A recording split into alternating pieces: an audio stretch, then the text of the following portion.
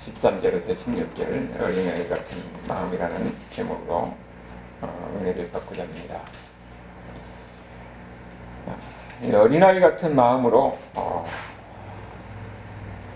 믿어야 천국간다, 이런 마음이죠.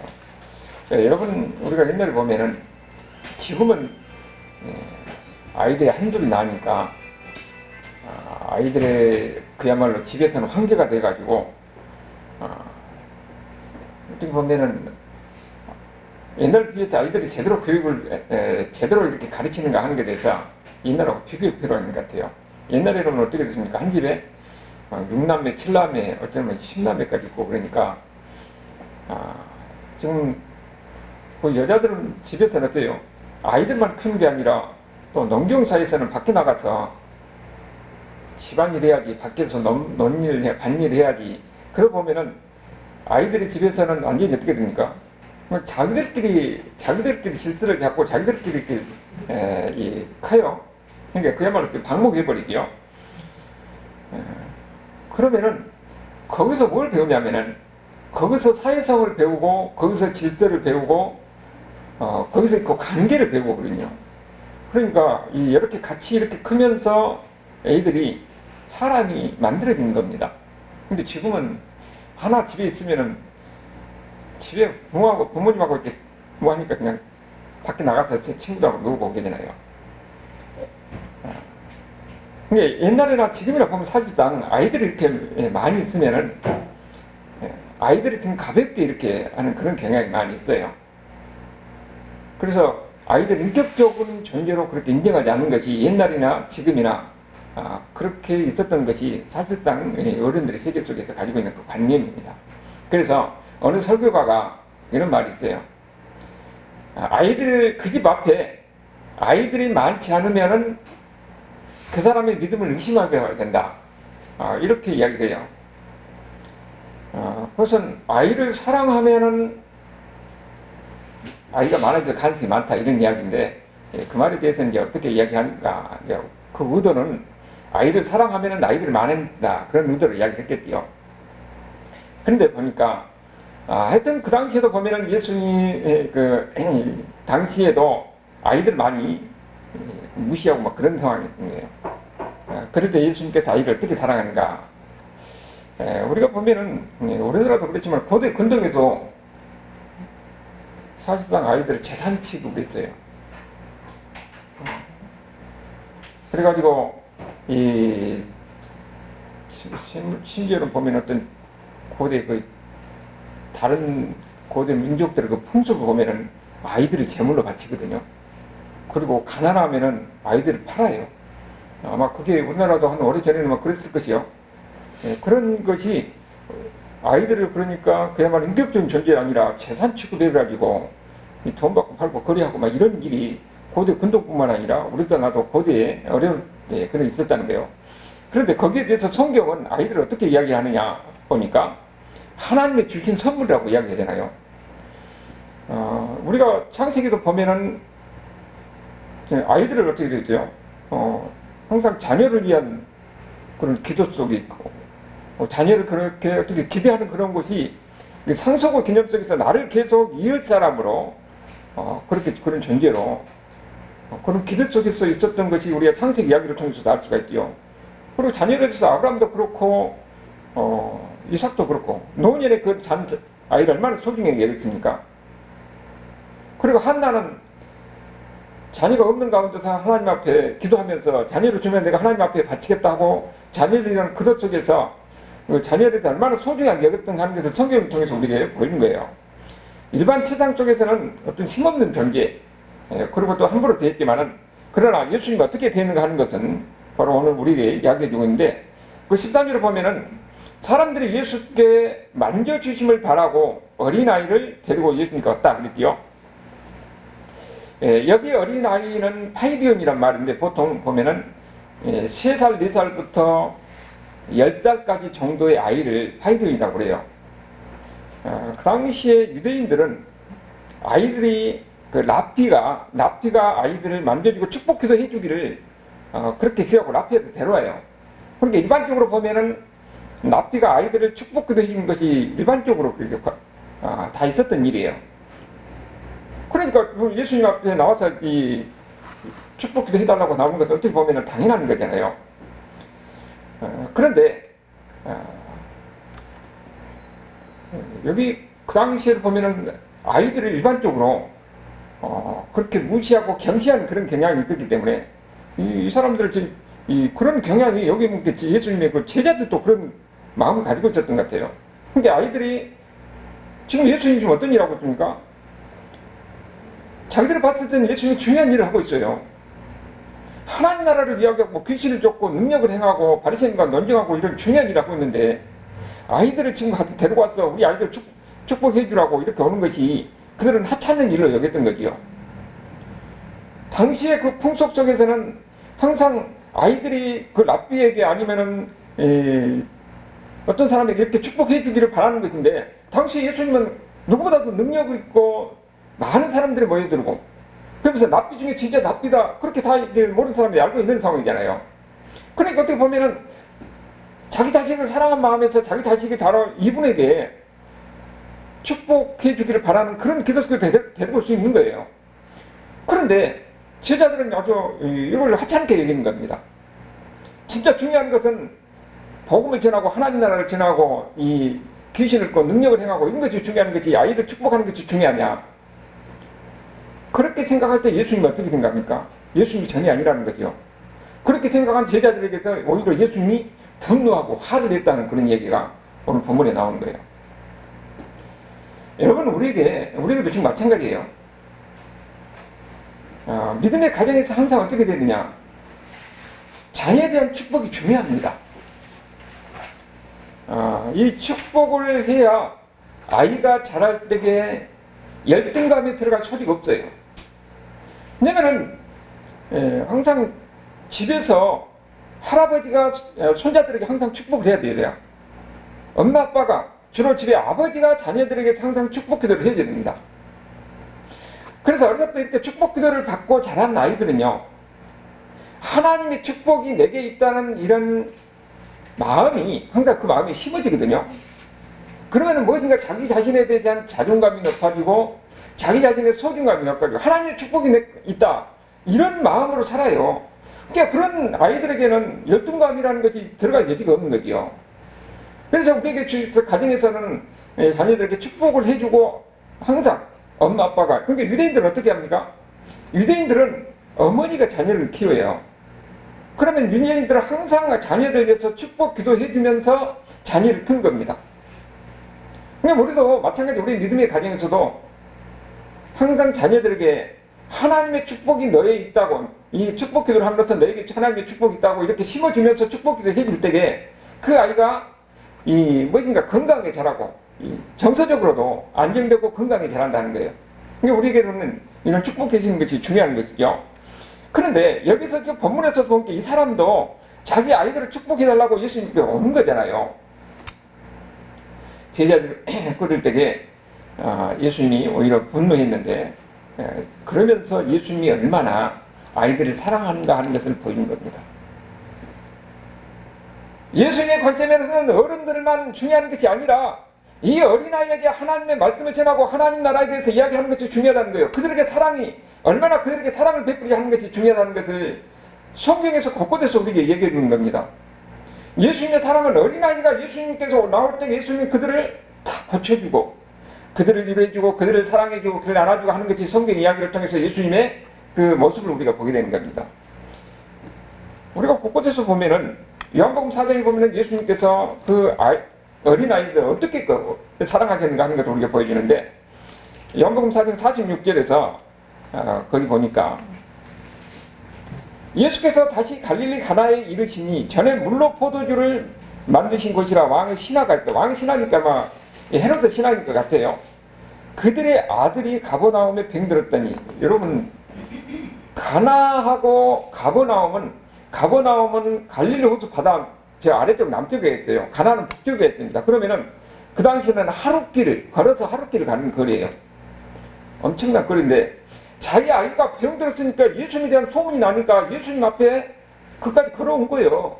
내 아이들이 그 당시에는 무슨 병원이 있겠습니까? 뭐가 있겠습니까? 예수님에 대한 소문을 듣고 내 아이들이 죽게 생겼으니까 그 하루길을 걸어서 예수님 앞에 간 거예요. 그러면서 내 아이들을 고쳐달라고 예수님 앞에 매달린 겁니다. 내려와서 하루길을 걸어서 내려와서 내 아이를 고쳐달라고 하는 거예요. 그럴 때에 예수께서 이 실실에 뭐라고 그럽니까? 내 아들이 살아있다 하시니 그 사람이 예수께서 하신 말씀을 믿고 가더니 이 사람의 믿음도 대단해요. 예수님이 가도 않고 하루길에 가보나무 가서 내 아들을 고쳐주라고 그랬는데 예수님이 말씀만 하신 거예요. 네 아들이 살았다. 그러니까 예수님이 말씀하신 것을 그대로 믿고 가는 거예요. 그랬더니 진짜 간 겁니다. 그래서 내려가는 길에 15지 6절에 보면 내려가는 길에서 그 종들이 오다가 만나서 아이들이 살았다. 그래서 언제 살았겠더니 예수님이 말씀하시는 그때 그 아이가 살아난 거예요. 그러니까 하루길이니까 그 다음날 가서 여기 보니까 그 이야기 돼요. 52절에 보면 낫기 시작할 때는 무른지 7시가 돼서 열기가 떨어졌더라. 예수님이 말씀하신 것으로 그대로 나는 거예요. 예수님께서는 그 아이를 위해서 얼마나 모든 이 사람뿐만 아니에요. 그 아이에 대한 그 간청을 예수님께서 들으시고 그 아이들을 낫게 하신 예수님이에요. 그리고 우리가 마가복음 9장에서도 변화산상에서 내려올 때에 귀신 들린 아이를 제자들 못 고치니까 예수님이 어떻습니까? 그 아이를 고쳐준 겁니다. 그리고 그러면서 믿음이 무엇인가 하는 것을 보이는 거죠. 그리고 해당장 야이로 딸이 죽게 됐을 때 예수님께서 이 죽은 아이를 살리는 겁니다. 예수님은 이렇게 어린 아이들이 병들고 힘들고 고통스러운 가운데 있을 때 그들을 낫게 하시고 그들을 치료해주시고 그들을 고쳐주시고 그들을 회복시켜 준 것이 예수님의 사역이었어요. 거기에서 예수님의 어린 아이들에서 얼마나 소중하게 여기고 예수님께서는 어린 아이들을 얼마나 그들에 대해서 정성을 쏟았는가 하는 것을 우리에게 보이는 겁니다. 그만큼 예수님은 어린 아이를 사랑했다는 것을 우리에게 보이는 거예요. 그런데 예수님은 그 아이를 그냥 고쳐준 것뿐만 아니고 그래서 그냥 살아가는 것뿐만 아니고 아이에게도 영적 능력이 있다는 것을 오늘 본문을 통해서 우리에게 보여준 거예요. 14절에 뭐라고 그랬습니까? 어린아이가 내게 오는 것을 용납하고 금하지 말라 하면서 하나님 나라가 이런 자의 것이니라 그랬어요. 하나님 나라가 어린아이와 같은 그런 마음을 가진 사람들이 하나님 나라의 것이라고 그랬어요. 여러분, 우리가 하나님 나라가 어린아이와 같은 그런 마음을 가진 사람들이 바로 하나님 나라가 그들이 하나님 나라를 소유한다. 여러분 보면은 그 옛날에 그 주일학교에서 보면은 아이들을 가르칠 때 구슬을 가지고 가르쳐요. 구슬을 가르치면서 어떻게 가르치냐? 검은 구슬은 사람들은 다 죄인이라는 거예요. 로마서 3장 23절에 보면은 모든 사람이 죄인이며 하나님의 영광을 이들이 못 얻었다고 그랬어요. 근데 모든 사람은 다 죄인이다 하면서 구슬을 가지고 사람은 다 이 죄인이라는 검은 구슬을 갖고 그러면서 이제 빨간 구슬을 가지고 어떻게 합니까? 예수님의 보혈로 이 검은 죄가 예수님의 보혈로 하얗게 된다는 거예요. 그래서 하얀 구슬을 가지고 설명하는 거죠. 그것이 이사야 1장 11절에 보면은 내 죄가 좋은 것 같을지라도 눈같이 칠 것이고 푸른 것 같을지라도 양털 같이 칠 것이다. 그 말씀에 근거해서 이야기를 하는 거예요. 빨간 피로 우리 죄가 하얗게 된다는 겁니다. 그리고 이제 금색 구슬로 이제는 이 하얗게 된 우리가 이 영광의 나라에 들어갈 것이다. 그 금색 찬란한 그 영광의 나라에 들어갈 것이다 설명하는 거예요. 그러니까 우리는 이렇게 죄가 이렇게 마음이 이렇게 검은 죄로 인해서 물들어 있는데 예수님의 이 빨간 구슬을 통해서 예수님의 빨간 피로 인해서 우리 죄가 하얗게 되어서 이제는 금색 찬란한 그 영광의 나라로 들어갈 것이다. 이렇게 이야기하는 겁니다. 그러면 아이들이 쉽게 설명하고 받아들이는 거죠. 이건 어른들과 마찬가지로 우리 복음 바로 그런 겁니다. 우리 복음은 우리는 죄인인데 예수님 십자가의 보혈로 말미암아서 우리가 죄가 용서를 받아서 우리는 어떻게 됩니까? 용서받아서 의인이 되어서 우리가 천국 간 거잖아요. 이게 복음의 핵심입니다. 아이들에게 무슨 뭘 이걸 하지 마라, 저걸 하지 마라, 뭐 도덕적인 것을 이렇게 가르치는 것보다는 그들에게도 중요한 복음의 핵심을 가르치는 겁니다. 왜냐하면 아이들도 진짜 영적 존재예요. 어른이나 아이나 오히려 아이들이 그들에게 영적 능력이 있어가지고 복음에 대해서 이야기할 때는 복음이 더 쉽게 받아들이는 겁니다. 그러니까 본질은 복음의 핵심을, 은혜의 복음을 그렇게 전해서 아이들의 그 마음속에서 복음의 핵심적에서 심어줘야 된다는 거지요. 그러면 영적 능력이기 때문에 그 아이들이 그 복음의 능력으로 말미암아서 진짜 어른들보다 더 잘 믿습니다. 예수님께서 바로 그래서 이 어린아이 같은 사람들이 바로 하나님 나라에 들어간다고 이야기하는 것이 바로예요. 그들은 순수하게 아름답게 완전히 하나님을 믿는 겁니다. 그럼 우리도 마찬가지로 우리는 어떻게 되냐? 그런 마음으로 하나님을 믿어야 돼요. 어떻게 믿어야 돼요? 어린아이 같은 그런 마음으로 믿어야 된다는 것을 이야기하고 있는 거죠. 실질적으로 보면은 미국에서 그 한인 교회에서 어떤 가정이 교회에 들어온 거예요. 가정이 전부 다 아이를 데리고. 그래서 왜 들어왔는가 그 사연을 이야기하는데, 자기 선배가 그 자녀가 집을 나가는 겁니다. 그 선배는 안 믿었어요. 근데 집을 나갔다가 한 1년 만에 집에 들어왔어요. 그래서 이제 왜 아이들한테 물어보니까 아이가 하는 말이, 밖에 나가서 이제 돌아다니고 있는데 어느 날 아침에 교회 종소리가 울리는 거예요. 그러니까 엄마 따라서 어렸을 때 다녔던 그거의 생각이 나가지고 다시 집으로 돌아온 겁니다. 근데 그 아빠는 안 믿었어도 엄마는 교회 권사님입니다. 어렸을 때 그 마음속에 심어졌던 복음이 그 어려운 환경 속에서 다시 심령을 변화시켜서 다시 그 고향으로 돌아가고 엄마 품으로 돌아가고 하나님 품으로 돌아가려는 그 마음을 심어준 거예요. 그러니까 어렸을 때 그 복음을 전하는 것이, 하나님의 말씀을 심어준 것이 얼마나 중요한가 하는 것을 우리에게 가르쳐준 것이죠. 여러분, 우리가 통계적으로 이렇게 볼 때도 언제 복음을 많이 받아들이냐? 어렸을 때에 어릴수록 복음을 쉽게 받아들이는 거예요. 미국의 조사한 사람 그 통계를 보면은 새로 믿는 사람들의 95%가 25세 이전에 믿는 사람이에요. 그런데 25세 때 이 복음을 전해서 그들이 믿을 수 있는 확률, 이제 새로 복음을 전했어. 그럴 때는 1만 명당 한 명이에요. 25세부터 35세까지는 5만 명당 한 명입니다. 5만 명 복음을 전했을 때 한 명 믿는다는 거죠. 근데 35세부터 45세까지는 20만 명당 한 명입니다. 그럼 45부터 55까지는 30만 명, 55부터 70세까지는 70만 명 중에 한 명이에요. 이건 뭘 얘기하냐면은, 나이가 들수록 사람들이 자기 세계관에 딱 붙어 있어가지고 복음을 받아들이지 않습니다. 다른 사람 이야기를 잘 받아들이지 않아요. 여러분들 노인들 이야기할 때 보세요. 노인들 이야기만 전부 다 자기 이야기만 해요. 다른 사람 이야기 안 듣습니다. 완전히 자기 세계에 굳어있어가지고 복음에 대해서 이야기하면 안 들어요. 자기 세계관이 완전히 굳어있기 때문에. 그래서 어린아이 때 복음을 전하는 것이 얼마나 중요한가 하는 것을 우리가 통계학적으로도 우리에게 가르쳐주는 겁니다. 여러분,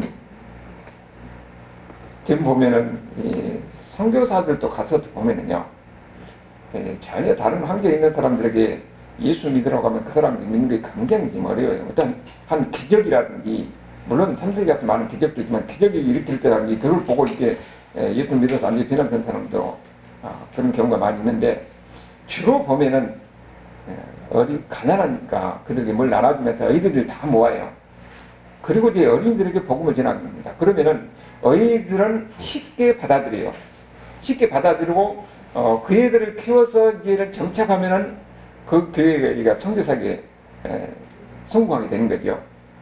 우리나라도 초창기에 미국에서 주로 선교사들이 와가지고 주로 많이 하는 것이 어린이들 사이에 있어요. 어린이들에게, 우리가 지금 어렸을 때도 보면은 뭐 볼펜 나눠주고 뭐 나눠주고 시골에 살 일 없으니까 애들이 다 모이잖아요. 그럴 때 보면은 어렸을 때에 한 번이나 두 번이나 나왔어서 이 교회에 대해서 익숙해지고 복음에 대해서 듣는 사람들은 나중에, 그 사람들은 나중에 커서 다시 예수 믿는 확률이 많아지는 거거든요. 그래서 어렸을 때 복음을 전하는 게 얼마나 중요한가 하는 것을 여러분들이 경험직장으로서 실감할 거예요.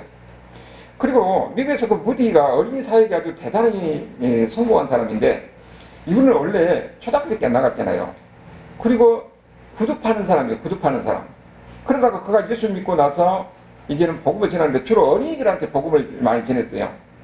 왜냐면 이 사람이 다른 사람 물건을 파는데 아주 대단한 탁월한 재능이 있는데 사람을 설득시킨다는 타고난 재주가 있었던 맹기요.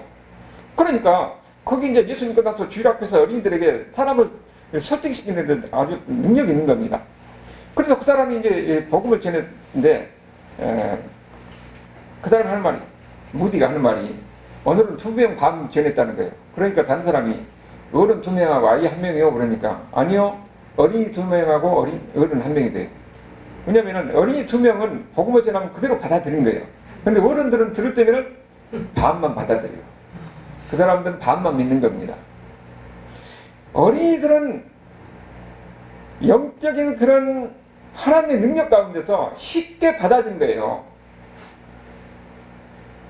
그래서 모디가 이 어린이들이 예수를 믿으라고 할 때 그들이 받아들인 것은 확실하다는 겁니다. 어린이들을 전도하는 것이 얼마나 중요한가 하는 것을 그 이야기하고 있죠. 여러분, 어린이들 이야기하면은 우리가 가정 이야기를 하지 않을 수가 없지요. 우리가 보면은 다 입으로 너 이렇게 교회를 다니라, 뭐 해라, 이렇게도 다니는 것이 아니라 부모가 한 거 보고 그대로 따라서 하거든요. 그 있는 것을 그대로 흡수하니까. 근데 좋은 면만 받아들이면 다행이는데 안 좋은 면만 애들이 배워요. 그러면은 여러분, 아이들을 통해서 우리 신앙의 본질이 무엇인가 하는 것을 보여준 겁니다. 아이들은 그대로 있는 그대로 흡수하기 때문에. 그래서 예수님도 그런 면을 인정하는 거다. 아이들이 이야기하면은 그런 면을 그대로 받아들인다는 것을, 복음을 쉽게 받아들인다는 것을 이야기하는 거죠. 그리고 복음의 핵심에 대해서 15절에서 뭐라고 하냐면은, 내가 진실로 너에게 이르노니 누구든지 하나님 나라를 어린아이와 같이 받들지 않는 자는 결단코 그곳에 들어가지 못하리라 그랬지요. 여기 15절에 보니까 어린아이 같은 믿음이 있어야 하나님 나라 천국에 들어간다고 이야기하고 있어요. 왜 하나님이 이 어린아이와 같은 신앙이 있어야 천국에 들어간다고 이야기할까? 여기 어린아이는 이 파이디온이라고 그랬잖아요. 그럼 신약 성경에 어린아이에 대해서 나오는 단어가 3가지가 있는데, 파이디온, 테크논, 휴오이스라는 단어가 있어요. 휴오이스는 상속자란 개념인데 어른도 그거 들어가는 거죠. 테크논은 조금 큰 아이예요. 그러면 여기에 있는 파이디온이라는 얘기는 아까 뭐라고 했습니까? 3살, 4살부터 10살까지입니다. 그러면 이 아이들은 어떠니까? 부모가 돌봐줘야 돼요. 부모가 없으면 불안합니다. 부모가 모든 걸 챙겨줘야 돼요. 바로 이러한 신앙이에요. 우리가 하나님과 관계에서는 하나님을 의지해야 돼요. 하나님의 돌봐주셔서 산다는 겁니다. 그래서 우리는 지금 어떤 신앙으로 가야 되냐? 하나님이 없으면 나는 못 삽니다. 하나님이 나를 도와주셔야만, 예수님이 나를 도와주셔야만 나는 아무것도 할 수 없습니다. 이 마음을 가지고 예수님 앞에 나오고 예수님 앞에 기도하고 매달려야 된다는 거예요. 그런 사람이 하나님 나라를 소유한다는 겁니다. 하나님 나라에는 하나님의 능력이 있습니다. 하나님의 지혜가 있습니다. 하나님의 은혜가 있습니다. 그런 마음으로 하나님 앞에 매달리고 하나님 앞에 붙들고 매달릴 때에 하나님께 이 하나님 나라, 그 하나님 나라에서 오는 이런 기쁨과 모든 것을 능력을 소유할 수 있는 거예요. 여러분, 오래전에 그래서 한번 이야기한 적이 있었는데, 항상 초등학교 때 보면은 그러니까 어린 저학년 때 아이들이 학교 끝날 때 되면은 엄마가 다 나가잖아요. 근데 이제 한 번은 엄마가 아파가지고 못 나간 거예요. 그러니까 아이가 혼자 집에 와서 엄마 오늘 왜 안 나왔냐고. 엄마가 몸이 너무 아파가지고 못 나갔다고 그러니까, 그러면 네가 나 엄마를 위해서 기도해 주라고. 그래서 아이가 진짜 엄마를 위해서 기도하는데 눈물을 뚝뚝 흘리면서 기도하는 겁니다. 그런데 정말 기적이 일어나는 거예요. 엄마가 열이 딱 떨어지고 완전히 몸이 회복되니까 그걸 우주중대 간증한 것을 이야기받더래요. 하나님은 그 어린아이의 순수한 마음으로 엄마를 위해서 간절하게 기도하는 그 기도를 들으시고 역사하신 겁니다. 아멘. 우리가 하나님 앞에 기도할 때가 어떤 마음으로 기도해야 되냐? 이런 세상의 어떤 생각이라든지, 우리는 머리가 커지면 들어온 것이 너무 많아요. 아는 것이 많으면 그걸 가지고 판단합니다. 사람은요, 이상하게요. 무엇인가 내가 여유가 생기면은 이제는 하나님을 의지하는 것이 아니라 나를 의지하고 내 생각대로 내 마음대로 하려고 그러는 거예요. 그러다 보면 어떻게 됩니까? 그러니까 온전한 신앙이 되지 않는 거예요. 예수님께서 말하는 것은 어린아이 같은 파이디온인 어린아이라고 하는 것은 하나님이, 예수님이 나를 돌봐주지 않으면 엄마가 나를 돌봐주면 나는 아무것도 없다는 그런 마음으로 하나님을 매달리고 의지해야 된다는 겁니다. 하나님이 나를 돌봐주면 예수님이 아니면 나는 아무것도 할 수 없습니다. 예수님이 아니면 나는 살 수가 없습니다. 예수님이 아니면 아무것도 할 수 없습니다. 이런 마음을 가지고 예수님 앞에 매달릴 때에 예수님께서 그를 사랑하시고 하나님 나라의 능력이 무엇인지 하나님 나라가 지혜가 무엇인지를 경험하게 된다는 겁니다. 그래서 하나님 앞에서는 우리는 다 어린이고 아이고 관계없이 이런 의뢰 같은 마음으로 하나님 앞에 매달리게 되는 겁니다. 그렇게 나오라는 거예요. 그게 믿음이라는 겁니다. 오늘 뭐라고 했냐면 어린아이같이 받들지 않는 자는 결단코라고 그랬어요. 결단코 그곳에 들어가지 못한다. 하나님 나라에 들어가지 못한다는 겁니다. 여러분이 그러니까 어떻게 된다는 거예요? 어린아이 같은 마음으로 하나님께 매달려야 된다는 겁니다. 그것이 진짜 믿는 사람이 무엇인가 하는 것을 보이는 거죠. 그래서 믿음은 온전히 오직 예수님께 매달리는 겁니다. 예수님께 매달리는 거예요. 그것이 진정한 믿음입니다. 그런 믿음을 하나님은 기뻐하시는 거예요. 여러분이 나와서 나름대로 다 신앙생활하고 있지만은 여러분 우리가 똑같이 신앙생활해서 어떤 사람에 따라서 그 사람에 따라서 다 신앙생활이 이 하나님의 은혜를 접하는 정도가 달라요. 하나님 나라 안에 있는 기쁨과 은혜를 경험하는 정도가 다 다른 겁니다. 어떻게 신앙생활할 것이냐? 오늘 예수님께서 우리에게 가르쳐준 겁니다. 하나님 나라를 소유하려면은 하나님 나라에 들어가려면은 하나님 나라 안에 있는 능력과 지혜와 은혜를 경험하려면은 어린아이 같은 마음으로 하나님 앞에 나오고 하나님께 매달려야 된다는 거예요. 여러분의 삶 속에서 여러분의 인생 속에서 우리는 그냥 형식적으로 교회만 왔다 갔다 하는 사람이 아니라 하나님 나라의 능력을 소유하고 하나님 나라의 능력을 경험하는 이런 하나님 백성들이 되어야 됩니다. 그렇게 되면 어떻게 됐어요? 하나님 아니면 나는 못 삽니다. 하나님 나라 이 일도 하나님께서 은혜를 주시고 하나님께서 도와주셔야만이 내가 일을 해나갈 수가 있습니다. 그런 마음으로 하나님께 나와서 매달리고 기도하고 하나님을 의지하고 살아가는 데요. 이건 진짜 하나님의 자녀고 하나님을 믿는 사람의 삶이라는 것을 우리에게 보이는 겁니다. 우리는 이런 어린아이 같은 마음으로 하나님께 나오고 하나님께 매달리고 그 가운데서 하나님의 능력과 지혜를 소유하는 이런 하나님의 백성들의 삶이 될 수 있기를 주님으로 축원합니다.